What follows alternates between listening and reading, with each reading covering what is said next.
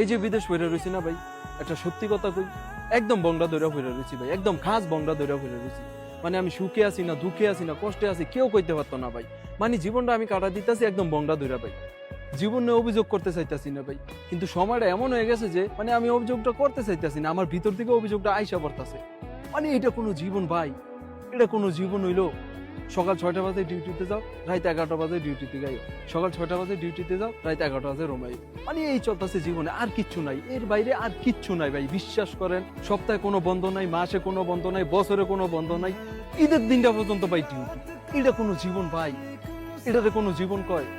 কুত্তার জীবন আছে না ভাই, কুত্তার জীবন, এটা কয় হলো কুত্তার জীবন ভাই। আন কইতে ভাই পুরুষ মানুষ ভাই অভিযোগ করন যাইতো না, পুরুষ মানুষের কামই হয়েছে টাকা কামাতে।